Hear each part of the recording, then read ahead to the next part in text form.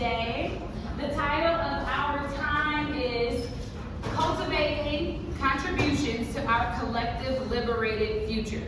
Now that's a mouthful, but essentially what we'll talk about today is what's going on in Milwaukee. I, a Milwaukee native, how I'm responding to it and keeping my joy all at the same time. These are some real cute pictures of me. We're going to do some introductions shortly. But essentially, I'm a gardener. I'm an evaluator. I'm a daughter. I'm a sister. I am a, I like to say urban farmer, but that's new, right? You know what I mean? Because I grow food instead of flowers. I roller skate. And I have a plethora of other hobbies of things that I'm like really good at. If you can go to our next slide, thank you. I want to start with, you guys ever heard of a libation? Something similar, not quite the exact idea, but these are the energy of folks who I'm calling toward this room right now. So on the right, you'll see Valena Dennison. That is my great-grandmother who lived until 2018, and I was in college. And so I didn't know how much of a blessing it was to be in community with that level elder. And so I actually knew her, and I actually had a relationship with my great-grandmother. She lived and owned a home on 2nd and Lloyd in Bronzeville, and she had an award-winning flower garden. That was a real thing. And on the left, you'll see my papa, Phil. He is my Nana's husband, and he is also an urban farmer. He grows tomatoes, peppers, collard greens, and a wide range of other foods on 3rd and Keith, on what I like to call the Black East side. These folks are the reason that I grow. And I wanted to just, give them their flowers in real time. Go to our next slide. So who is your facilitator? Who's this loud orange-haired girl at the front of the room about to talk about a thing? You'll see in this slide that I put a whole bunch of random fun facts on here. I don't like to always lead with professional identities, right? And so I have a master's degree from Marquette. I studied corporate communication. All those things are cool. But just as cool about me are these other things, and the fact that I'm a collager, I'm an artist, I am, like I said, a daughter, a sister, and some of these other roles are equally as important as the things that I've actually studied. And so take inspiration and pick from each one, and then I want to learn a little bit about who is in the room with me today, and whoever's feeling brave to share something cool about themselves. Can you go ahead?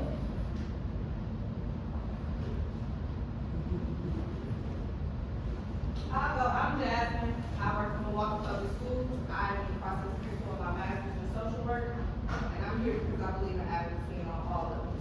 Nice to meet you, Jasmine. Hi. Can I have 3 more at least? Hi, I'm Liz. I'm the owner of Attendees Tea. I definitely believe tea is medicine, and I try to grow as much as I can at the Native Wellness Garden. I do source globally, but also trade locally as well. And I like to have fun with teas. And I know the fruit lady, when she was here, she had extra fruit yesterday. I took the 2 fruit cups that I had, and I made some tea. So the nice tea in the back is with the extra fruit that I got from her. And it was tasty. Thank you for that. Nice to meet you. Hi, so my name is Bridget Wilder. I am a community dietitian, and not only a dietitian, but I focus on helping people with mental health and nutrition, combining to help people understand the right kind of life. My passion is just helping women because we are the incubators for how the children are fed, how the household is fed in general. So just a holistic approach to wellness. Yeah, the food is so important. Food is so important. Thank you for your work. Thank you. One more. The black guys. Okay, I'm Patricia Butler. I'm a community health worker. I am passionate about anything that affects the community, especially insecurity. Thank you. Thank you. Just in the name of time moving forward, I do hope to learn the names of each of the rest of the folks who are in this space with us at this time. Go ahead. So here's our agenda. Introductions. I'm going to quickly go over our objectives. I'm going to define some terms. I'm going to talk about Black liberatory education. We're going to go into a little bit Milwaukee's history as the context. What am I doing about it? And then I'm gonna invite you all to 3 action steps that you can take behind these things. I am a yapper, and I'm about to throw a lot at y'all real quick. So stop me if there is anything that's confusing, or if I'm going too quickly, or there might just need to break something down, right? So I just wanna let y'all know I'm about to throw a lot at you quickly. So take a peek here at the wheel of power. So I like to emphasize, I'm not gonna use this mic, it's actually just in my hands, thank you so much. With my introduction, I like to introduce or talk about how nuanced the personhood is. It's not only about your schooling, but it's not only about your neighborhood, and it's not only about the identity things that you can observe right away on someone. And so this visual tool is just something that helps us to better understand those nuances and how they relate to whiteness and the anti-black racial capitalism structural system that we live in. It holds and houses the power in a particular way. So if you are a white person, you are a straight person, you are a male person, you are a mildly wealthy person, you are better in relation to power, how it functions in the Americas, than you are if you are browner, if you are a woman, if you are impoverished, if you are disabled, if you are queer in some other way. And I'm assuming that some of the folks in this room know some of these things, but I wanted to just bring it to our attention so that we can start thinking about who we are in relation to the problem and who we are in relation to the solution, right? So not a question, just something to chew on and have at the forefront as we continue to engage. Next. Thank you. So our objectives in this space, firstly, is to engage community members in a generative discussion about food access, about Milwaukee, and I want us to share some knowledge about programs that I'm involved in. There are lots of community-led responses that are working, that are going well, that have lots of fuel behind them. We're going to get into those organizations and share some knowledge, hopefully expose somebody to learn something new, and then also encourage you through my story to get engaged and be able to participate directly or to support me directly or to innovate what ways, new ways that you guys can start advocating in your life. So these are our goals, and when you guys do the evaluation, you get to measure against if we actually did these things. One more. So we'll start by defining some terms. Can I have a reader for what's a food desert? A food desert is an urban area in which it is difficult to buy affordable or good quality fresh foods. Food apartheid is more than the lack of grocery stores and other healthy food options in non-white and or low-income communities. Food apartheid also points to the discrimination of communities of color when it comes to economic opportunities. So what distinction do we know between food desert and apartheid? Like what difference do we notice just in those definitions? One is like passive, like for a food desert, like it's just not there. And food apartheid is like, this is because it's a systemic issue, there's Right. there's power in play versus Right. passive. Absolutely, the intent is there. So food deserts can happen by happenstance, right? We understand that certain communities are underdeveloped or just haven't been developed yet, right? Where the plot is 5 acres and your neighbor is XYZ, I'm not a real person, but I would say blocks, but I know that's not how you measure streets when you're out there, but imagine in that way, that's a food desert, but that food desert is going to be different than what we're describing is occurring in Milwaukee when access is being stripped, folks are being grouped in a particular way, and resources are not being cultivated in particular spaces, right? And so thank you for highlighting that the difference between these things are intent and who and how have access and why and the historical patterns of it all, right? So then food justice and food sovereignty, these are the problems, these are the solutions, was the distinction that I tried to make here. So food justice is a system that sees healthy food as a human right and addresses structural barriers to that right. Food justice efforts, which are often led by indigenous folks who have better relationship with the land and folks of color who don't have access to that centralized hub of power, right? These are the folks who are doing this kind of advocacy. They work not only to access healthy food, but for an end of structural inequity that lead to unequal health access. When we talk about structural inequity, we talk about redlining. We talk about the specific neighborhoods where Black folks, where poor folks, where elder and other vulnerable populations live, only having McDonald's and corner stores, right? And not having getting an opportunity to even ideate around new vegetables or new kinds of recipes and things of that nature, right? Right, because we're talking about food desert, but we're talking about food apartheid, right? We already talked about the intent, how some of these things are structural. Some of these things are not just like, no, somebody made a choice that is impacting the way people are imagining themselves eating, right?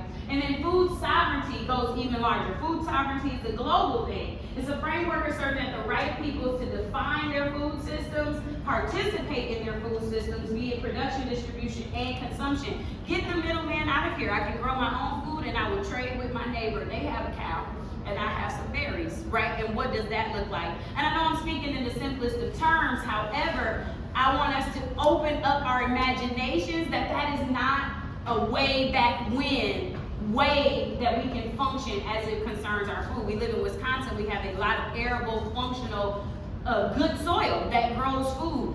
Who is growing the food and who is pricing the food and who is in the line to even be a customer to get that food, right? This is the conversation that we're in.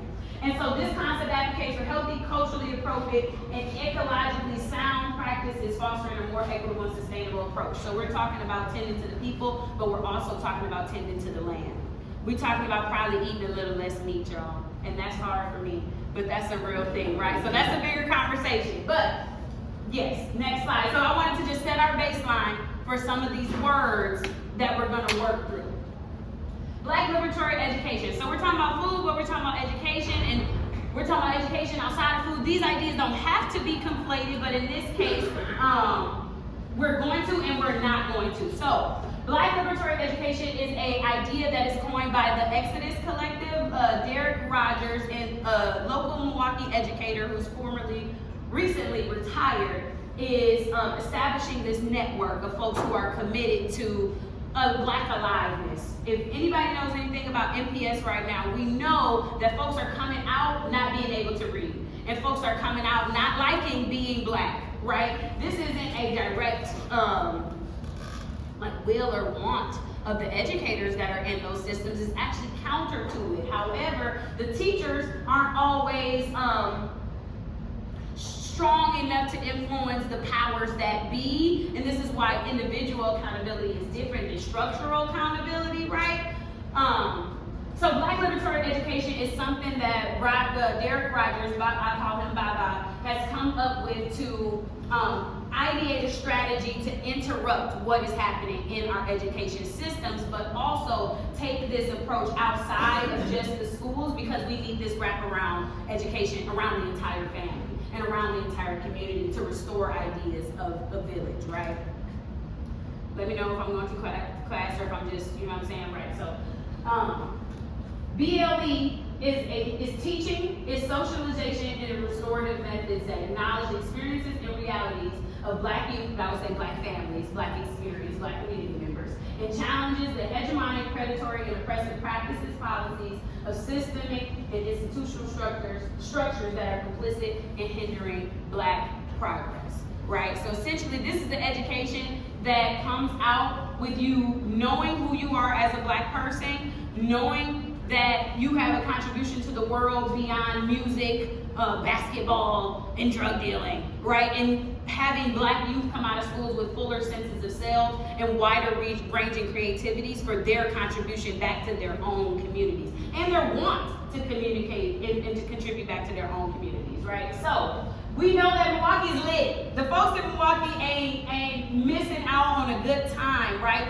We know how to have a good time. We know how to come together. We know how to feast. We know how to convene, right? But what are we coming together about? We also know that Milwaukee's 53206 is the most incarcerated zip code on the planet, right? On the planet. We know that the United States is the most carceral place. We know that Wisconsin is the most incarcerated state. And we know 53206 is the most vulnerable zip code, right? So, something's happening. We know that we're economically crippled. We're making and generating revenue. As far as Milwaukee community, we're generating revenue for the entire state of Wisconsin. We're not holding that revenue, right? We're not demonstrating that our little bitty city is the engine for the entire state.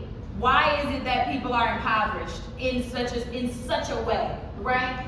We're politically disadvantaged or disengaged, depending on perspective and access, and we're psychologically disoriented. There's a lot of self-hate going on, right? And we have to be honest about that. And it's not always just like our fault, right? There's something larger that is going on, and we have to talk about that. So this Black liberatory education aims to be the tool that is strong enough to help us understand the threat that we're under and restore a sense of self and increase senses of dignity and unity amongst the community in order for us to actually start imagining and becoming a unified collective to move towards a liberated future. So here's 10 ideas that are embedded in Black liberatory education and or going to be the outcome of Black liberatory education. So first one, we have the difference between a colonized and a liberated mind. So if you are exposed to Black liberatory education, Black youth and or families will learn to recognize when knowledge itself trains the adaptation to our current oppressive systems or invites the transformation of our conditions, right? When you're exposed to Black liberatory education, you'll understand racial capitalism and extraction. Black folks will understand how schools, sports, popular culture, and media profit from Black talent, behavior, and identity, and how Black folks themselves do not profit from these systems, right? If you're exposed or learn through a Black liberatory lens, you will better understand pre-captivity greatness framework. Black folks' story didn't start at slavery.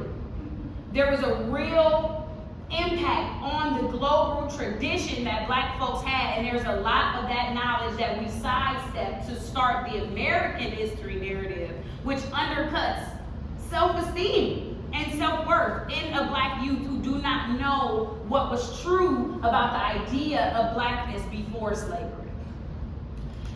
Exposure to Black liberatory education will have us prioritizing institution building over individual achievement. Everybody want to make it and get out the hood, right? Don't nobody want to make it and rebuild the hood. That's a real thing. Why is that an aversive kind of thought? And then we talk about power literacy, how systems actually work. Having a couple dollars don't mean you have power. Having a couple dollars don't mean you have influence or, finishing school. There's certain pockets that people can be put in to perceive power may or may not actually be leverageable to create systemic transformation. Next, we have our sixth one. If you engage in Black liberatory education, you'll understand the difference between cultural production and cultural consumption. So we are training our young people and our community members as Afrofuturists. They'll be creators of their own meanings. They'll be builders of their own identity. They won't grow up feeling like I have to squeeze into one of these boxes in this way in order for me to be successful, right? We all know Black youth who are like, these are my options. And it's like, well, you actually have more options than that. What about if? And then it's like, well, that's white people stuff, or that's this kind of, and it's a lot of creativity that is being snuffed out of young people before they even know what their own gifts are. And so that's a real thing. We're going to protect spirit. We're going to restore identity. And so education and socialization must safeguard dignity, emotional grounding, and self-definition. Not just say, I need you in this chair, I need you being quiet, and I need you reciting these facts. But who are you?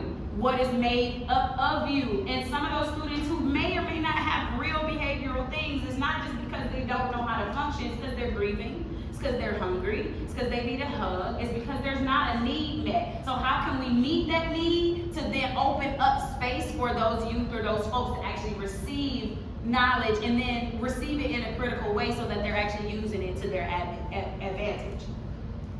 We want to have a counter-narrative analysis. So we want to have the skill set to interrogate media, curriculum, and data that claims to normalize inequality as neutral or behavioral. We just talked about the narrative, oh, them folks don't deserve grocery stores, they be stealing.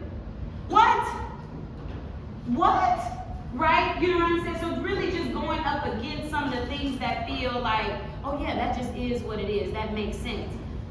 Zoom in. It might not, if we're able to, find that space in our minds and our hearts to actually think critically about it. Liberatory decision-making and responsibility. So Black folks should cultivate an obligation to their people, evaluated by community impact, not individual gain. the bootstrap myth, right? Like if us individually make it, but your family's still impoverished, or you didn't share back those skills, or the each one teach one, is it something that you learned, or what is it? When I came up, it was lift as we climb. And so it's never stop moving, but it's making sure that people are coming with you. It's not making sure the doors are closed and locked behind you so that you can be the one that made it. That doesn't have as much utility as it does of somebody building a youth center and coming back and doing a workshop, or coming back and doing an annual thing to make sure that those gifts and those skills continue to ripple throughout the community. And future building. So youth are trained to imagine, design, and prototype new institutions in a new community, and not to navigate the existing one. It's not working. It's not working. There is no tighten up, behave better, be quiet, be smaller, be less black that will eliminate some of the real tangible structural impact of what is going on, right? And there's a lot of folks who are teaching respectability colleges. If you just be quiet, if you just comply, if you just respond in this way, then these outcomes won't occur. And what we know is that that's not true. What we know is that that might save that individual in that circumstance, but the threat still exists over the entire community, right? So these are some of the fundamental beliefs that go into Black liberatory education and that will come out of Black liberatory education. I set this baseline and share this with y'all because this is how I was raised. And I grew up and I went to Young Leaders Academy, and I was immersed in Black education and Black educators, and it was prioritized that I knew who I was as a woman, who I knew as a Black person, and who I was as a Milwaukee native, and then put my knowledge on top of all of those separate identities and better understand how they speak to one another. So this is important to me, and I'll talk more about how I'm sharing that. This is what I received, but it's also amplifying in that. So I wanted to just set that baseline. So Milwaukee, our city, so pretty, so cute. I like to say that she's Chicago's little cousin or whatever, When Chicago's big cousin in the room, they got a step, but when she's not in the room, you gotta let a little cousin do her little shine, you know what I'm saying? So the Great Migration, this was a destination for the Great Migration. Folks who were moving from the South for education opportunities, for new work opportunities, for a new pace of life, and for just creative freedom, for a personal version of transformation. Between the years of 1940 and 1970, this is about quadruple, quintuple in population in Milwaukee. In this block of time between the 40s and the 38s, what we're also experiencing is redlining and housing discrimination. And so Black folks who are returning from the war are actually not eligible for some of the benefits that they were promised as veterans. And so there's discrimination going on with who is able and eligible to get mortgages. There's discrimination on where you're able to get those mortgages, and there's discrimination on the interest rates on the mortgages for the handful of folks that were able to get it, that were not able to access these things equitably. Private banks and insurance companies were using this map, which I'll show y'all in a couple of slides, but basically they graded neighborhoods based on risk, based on value, based on the color of the folks that were there. Simply put, no way around it. They dressed it up, but that's what it was. And so Black folks who had migrated were kind of pulling and, building community on the northwest side of Milwaukee. And these places were literally bred on this map. And those maps informed how structures that were offering mortgages and interest rates and things of that nature were responding to the people applying to them. There was also an actual pattern of realtors. It's called blockbusting. I think this would also go straight into gentrification. So as the Black folks are coming, there is a middleman who's coming and being like, y'all know some Black folks gonna move in here. Y'all ready? Y'all gonna stay? Y'all like that? And then they're agitating the folks who are, could have probably stood the exposure and the community integration, but they were agitated and fiddled with. And it was like, well, let me buy your property and I can da-da-da-da-da. And then now I have the property, I'm gonna raise the price and I'm gonna sell it to a Black person at an unreasonable amount. Or I'm going to gut out this neighborhood, it's going to deplete itself, and then I'm gonna give it to Black folks and say like, anybody want that anyway, right? So there is an actual structural thing. There are individual people who are moving and getting personal benefit from white flight, from the Great Migration, and from the patterns of what is going on over these 50 years in Milwaukee. In addition to that, there's folks who are buying mortgages. There's transition in work. things are spotty. Racism is crazy at this time, and so providing for your family isn't something that you can promise for a long time. And so there are well-seeming white people who are coming in and are like, oh, the bank, they own you, I can help you, let me buy your mortgage off of you, so then you'll owe me. Now that sounds good because you get a little leniency on your payment, and the rules aren't as strict when you're dealing with a person compared to dealing with an entity. However, you as a black person, as a black owner, you're no longer an owner, so you no longer have access to equity, and if that white person don't like you this week, you put out of your family home, right? This is happening in real time across the city. So Milwaukee currently is one of the most racially segregated cities, still, as a result of these maps. Next slide. And so this wasn't an accident. This was explicit policy that led to certain outcomes. So as time goes on, Milwaukee is de-industrialized. These large companies, Alice Chalmers, A.O. Smith, Master Life, all of these other organizations, the brewing organizations, they are either relocating or just the market is shifting. Machines are being, are taking some of these, not like taking some of these jobs, but things are being innovated, technology is advancing, and the body of workers is drastically impacted. So black folks were the last hired and the first fired. We're thinking about union structures. We're thinking about how black folks either were or were not allowed in unions, or how to establish separate unions which had separate terms and different actual outcomes for accountability and things of that nature. The blow of the disinvestment and the deindustrialization in Milwaukee in the 70s hit the northwest side specifically. So unemployment spiked. Poverty is now incredibly concentrated. It already was anyway based on the buying habits now, but now the people who've been forced to live on top of each other, half of those people are no longer working and didn't have very many options anyway, but now have zero options.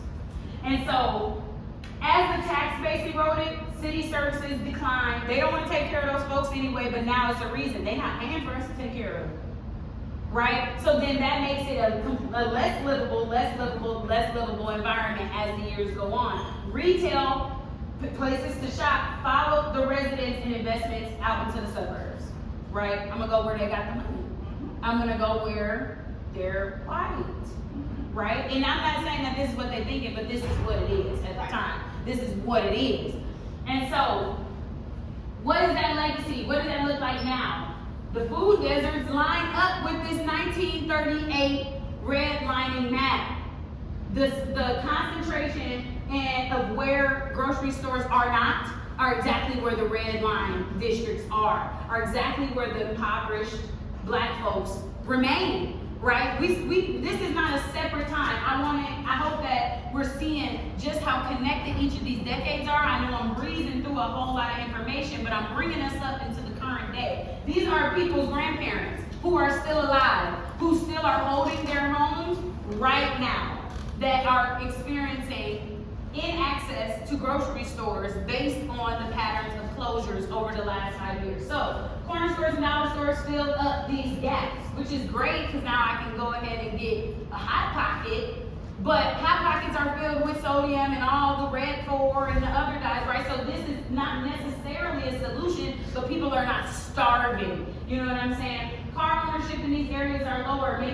We're not necessarily a walkable city. However, you should still have access. We got our bus system, but if you know anything about the bus system, that has been changing shape in the same timeline that the food access has been changing shape, right? So grocery stores, we already talked about them perceiving theft risk, right? The social connotations of a black neighborhood and what you might think about those folks. And there are real scarce resources, and we know that crime is a product of poverty and people not getting their needs met. We know that crime is a creative way to respond to being desperate, right? And so grocery stores are like, yeah, they don't, no, I'm not gonna go over there. It's too risky for me to feed those niggas even though they're hungry, right? And that would actually resolve all the problems.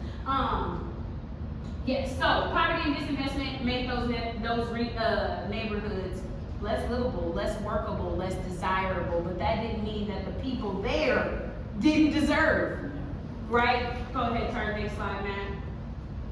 This is the 1938 map, right? And so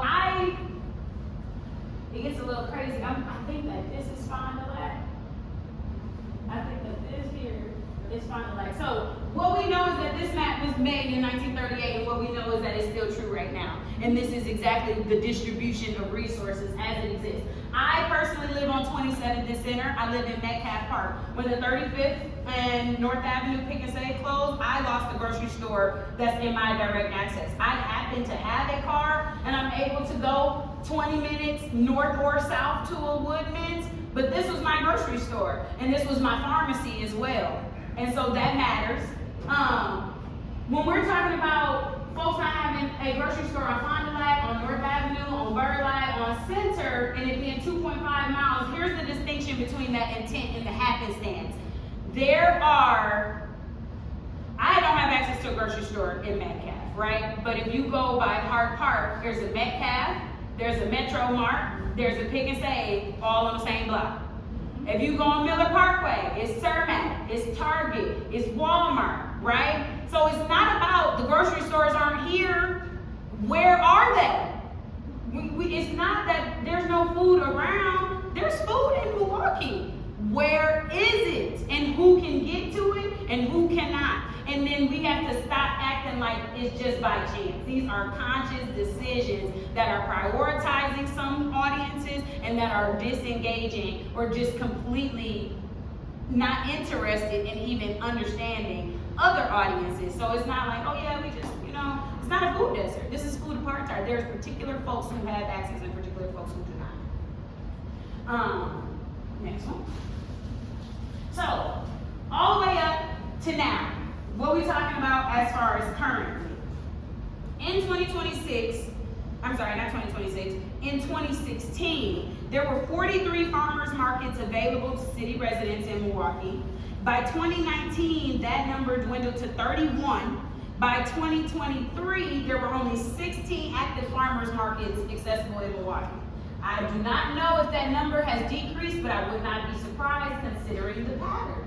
I did some work with Milwaukee's Food Council, and I know that they had built out a map of the farmers markets, of the food pantries, and they were trying to get more knowledge out about where these food resources were actually available. But then I know that the actual map that they used was like kind of inaccessible in and of itself. The actual map itself was a little inaccessible. And so there are groups of folks doing something about this, or at least bringing attention to this, but we're now at a place where it's just like, bringing the attention is not the same as putting food in someone's child's mouth, right? Or someone's grandmother who has controlled income and doesn't drive, literal mouth in that way. So,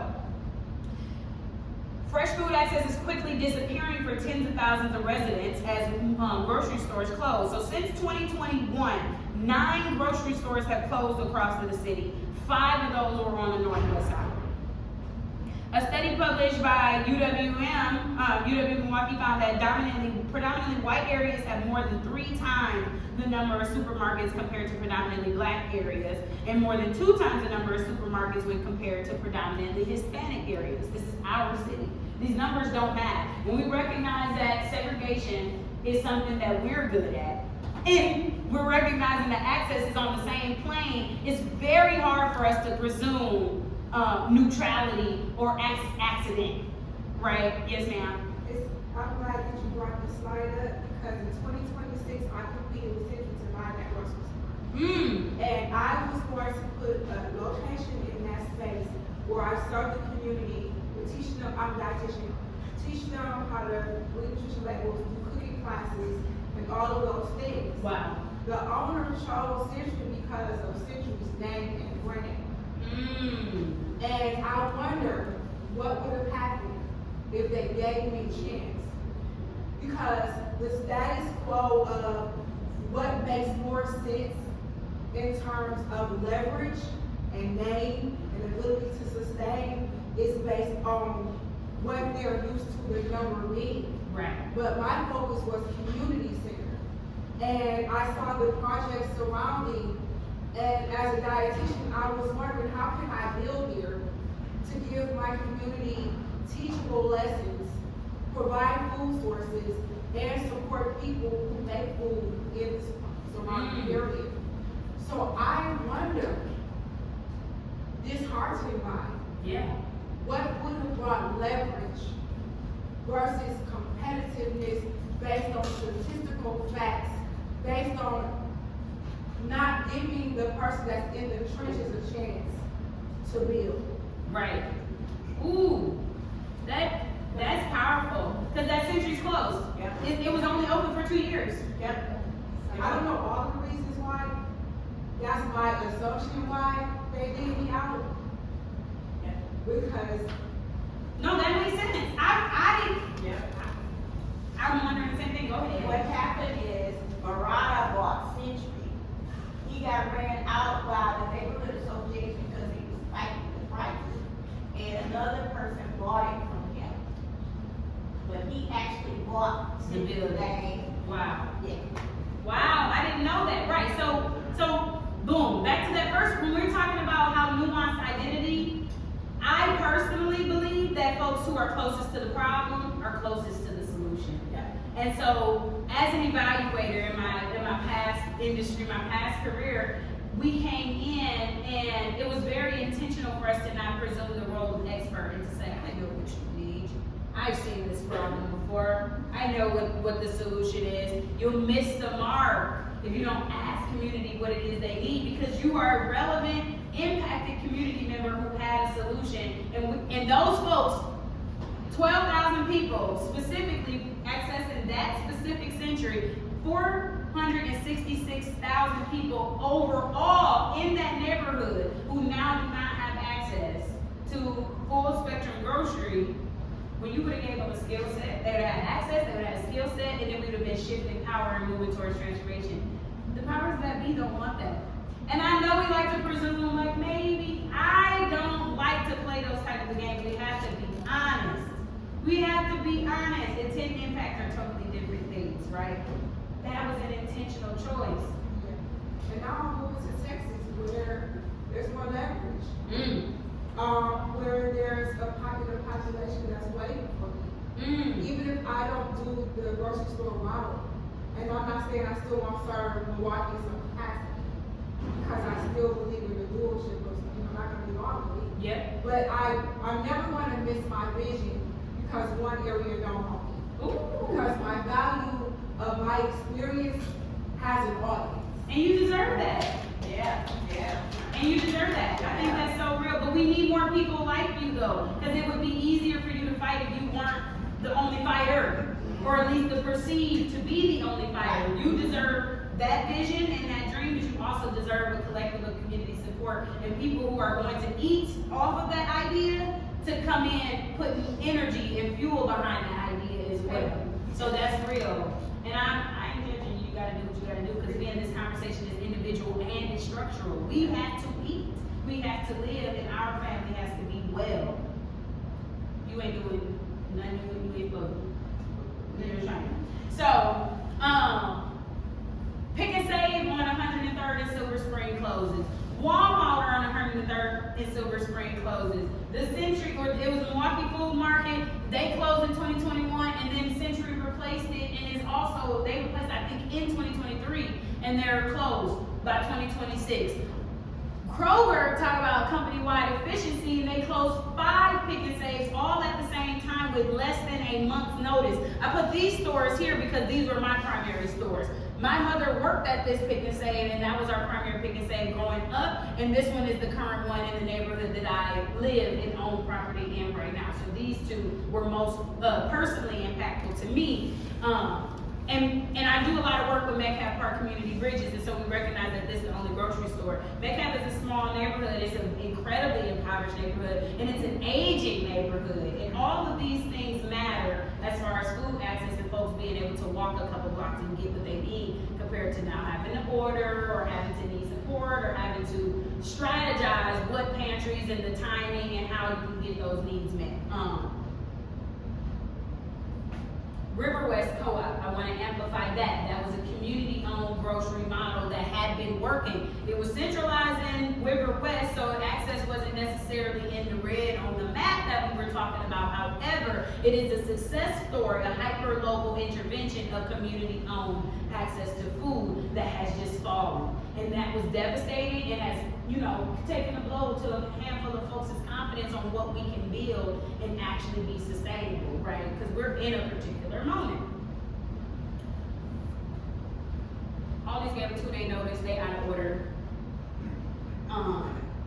Century didn't give no notice.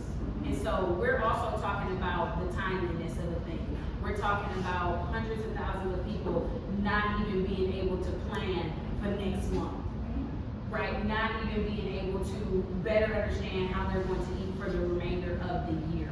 So our next thing, one second, I'm coming right back to you, Ms. Patricia. Next slide. I got 9 minutes, okay, cool. Sorry. I'm doing cute stuff, right. So what am I doing about it? What am I doing about it? I stay involved. These are only a handful of organizations that I partner with, do work for, offer time to, or glean some knowledge from. But essentially, so as I said, I used to be an evaluator. This was a Black-owned Milwaukee, Black-owned, Black-led, Black-founded evaluation firm. One of very few in the entire industry of evaluation. And so I've acquired a lot of skill sets at data collection, at data analysis, at facilitation. This is a lot of what I am professionally is a result of my work with Ubuntu and learning from a lot of the greats and powerhouses and folks who come into rooms and say the things that need to be said. And that's why I'm going to continue to say the things that need to be said. ECHO is engaging communities to change health outcomes. This is an 18-month cohort civic engagement program that I'm involved in, and we are doing a petition to create a citywide ordinance or mandate that requires a full-service grocery in every current existing food desert in Milwaukee, as well as puts a requirement on groceries in the future before they're able to leave. You either have to pay an exit tax or you have to give a certain amount of notice. We're trying to, we're investigating and acquiring knowledge to figure out the language to put more structural accountability in place for large entities to not be able to just up and go at the rate and the devastating impact that has occurred. Metcalf is just in here. We know about all of their work, and then I have action items for them. Exodus Collectives, that's where the Black Liberatory Education perspective comes from, and this can be embedded in all tiers. So we're trying to install this in the hearts and minds of educators who are currently in the school, but also leverage those perspectives to create what we're calling hush harbors, which is kind of third space learning communities, where it's a little less monitored by the powers that be, but it's still structured in a way if you are coming here to learn and get something that you can take to do something later, right? I'm involved with them. African American Roundtable, they have a membership base, and this is for political engagement. Alice's Garden, I'm in their Herbal Apprentice, that's on Mondays and the weekend, because I like to actually grow. So it's this conversation, but it's also putting your hand in the literal dirt as well, and coming back to your roots. Just in the early 1900s, I believe it was like 80% of farmland was owned by Black folks, and it's less than 1% now, right? So farming is not something that Black folks are unfamiliar with or distanced from. It's actually very much made of us, and there is an intentional separation between the body and the soil that's occurring. And I am going to bridge that gap myself on purpose, right? Going back to who I was made of. And my people showed me that growing is cool, growing is a thing, right? This is the Nation of Islam, do for self. And there's a lot of skill sets that I've been building, as well as also like the world is burning, and I need God to let me know that this ain't all there is, and that is a real thing that has been allowing me to continue to do this work in right mind and in right spirit, and trusting that it's actually going to change the world. Because as somebody who's historically informed and have the knowledge to know that initiatives get burnt down when they start working, right? It's hard to be in 2026 and to be woman and to be Milwaukee based, and I don't got no money either, but to still wake up every day and want to do this work. It's God, because I'm moving in my purpose, and I have to. So groundwork, Milwaukee, also through partnerships with a collective of other organizations. I got raised garden beds built at my home where I grow my vegetables on land that I own in Milwaukee, in that way that I shan't be selling to the strangers who are always calling my home. And then as far as my other skill sets, I am a technically trained ballerina, and I do training for young people at JCPAA. And I don't know if you all have heard of True School, but they share The basement is kitty corner, the true school in the old Grand underneath TJ Maxx. And I've been teaching dance, and that, again, that just brings me joy. That makes sure that the little black girls who are dancing are included. That makes sure that they know that there's a me type existence on the other side of surviving their own circumstances. And JCPAA, same space, has just established a private high school where I'll be English and language arts faculty coming this fall, where I'll actually have even more immersive impact in those direct lives of young people. Next slide. So these photos are just essentially to kind of support all of the organizations that I said, but these are just who I am and my commitments, and where the world burden ain't gonna crush me. You know what I'm saying? I refuse, and that's something that is very black, very mine, and very much that is what kept black folks alive and on this earth. There's a lot of powers that want black folks to not exist, and I do, real loud, real bold, in full, and I shan't be quiet. I shan't. I won't allow it, and I think it is to our future, our literal collective future, that I don't stop shaking the table, saying the things, making people uncomfortable, and being all that I am, real big, real loud. Next one. So what do I want to build? It's a place that's called My Cousin House. It is a third space, intergenerational learning space. And so think about like community-based intervention, similar to what you were talking about, but I wanted to have a homey feel. I wanted to give like group home mixed with like the candy lady, you know what I'm saying? The candy lady down the street, but then also mix it with like the Owens Place with a resource center. I want folks to come to. It eventually is going to be a third space. This is what I'm birthing, y'all. So this doesn't quite exist yet, but this is in my heart, and this is what a culmination of kind of what I'm committed to. In this space, folks are coming to learn food, how to grow food, how to can food, how to preserve food, but it's also, the primary intention is to bridge the gap between OGs and YNs, right? Those are the full knowledge bases of people who do not know how to speak to one another. What does it look like for that literacy building to not only be going to youth, but to go to the full family, but without shame? And it's fun, and we love it on each other, and we're re-understanding blackness, we're re-understanding unity, we're re-understanding community together. This is here, because I'm gonna have a good time when we having a good time, but we're gonna talk about something. I want people to leave this space feeling like, that was so fun, you know, and I'm gonna think about that for the rest of the month, and I'm gonna talk to somebody about that, and I'm gonna have to look into that. That's what I want folks to leave, exposure with me and my cousin house. That's the idea, right? I'm hungry, I don't got nothing to do after school, I'm gonna go to my cousin house and see what they're doing. You know what I'm saying? You feel me? Okay, so that's what I wanna build. That's what I wanna build. Next one, Matt, thank you. Okay, so what do you need to do? These are our action steps. So Echo, I was just telling you about to scan this QR code and sign my petition. That's your first order of business. Second order of business, Metcalf Park has a people's pantry that is completely unfunded. So I need you to donate your money, your materials, and your time. You can talk to Melody about what that looks like. I am in the 13th NID. This is Neighborhood Improvement District. We just developed it for Metcalf Park to be able to steward its own resources to solve its own community's problems. I intend, it's developing in real time, but I intend on being on the board in that, because that's where I live, and I want to have power in a ways that's actual measurable and going to create difference for my folks. The food justice collective that they have, the working group is happening in real time. There's a meeting this Wednesday, March 18th, this Wednesday. It's Sunday right now, 3 days from now, 5:30 to 7:30. Come and get dinner and get involved in this food justice active committee. And then the third action I want y'all to do, and I want y'all to do this for the rest of the year, we established a community power fridge network. These are the addresses of the 5 refrigerators that are open to community. Bring some food here. Bring some food here. If you got leftovers, bring that here. You got extra groceries, bring that here. You got, you know what I'm saying? You went to the pantry and there's something that maybe you don't like or maybe you don't eat. Keep those food in supplies. Do not waste. Get to these refrigerators, even if you don't need it, put something in it. And that is my talk, y'all. Yes, ma'am. That's Patricia, and then I go that way. Okay, when you put on, about kitchen safety and then Walmart coming, because that's my neighborhood. Mm-hmm. When they did that, they alerted the neighborhood that Piggly Wiggly was supposed to come. Mm. So for almost a year, they had armed guards in trucks manning that building to make sure nobody broke in, and then all of a sudden they disappeared.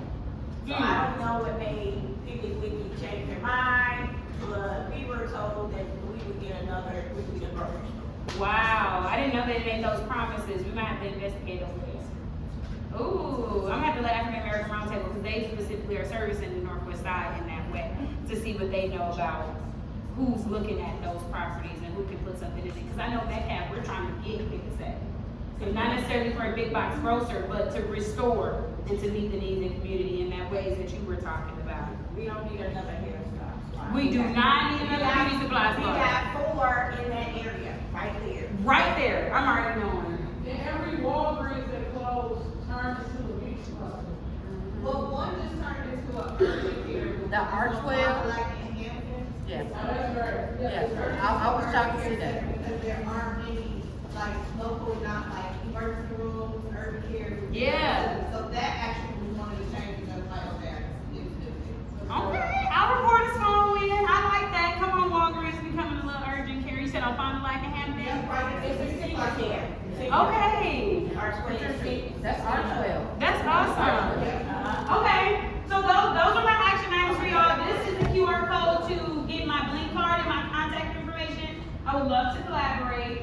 I'll pass it to Matt, because that was my hour. I hope that you learned something. I will stick around for questions if there are any, and I love you all. Thank you. Who's your co-worker? Who's my coworker? Michelle. Do you want to cook more round of applause?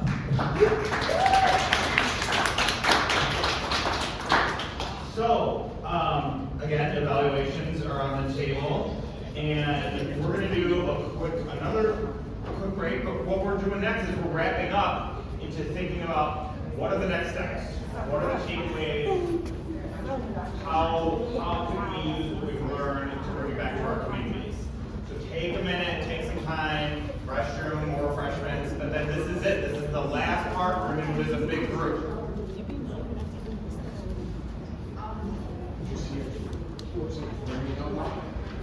Just right.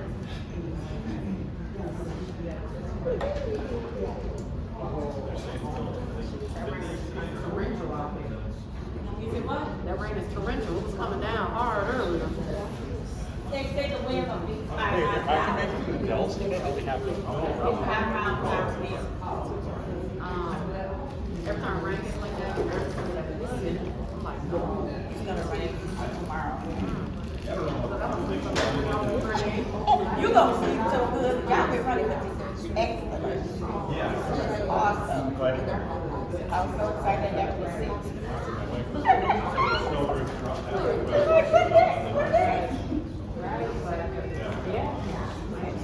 Yeah.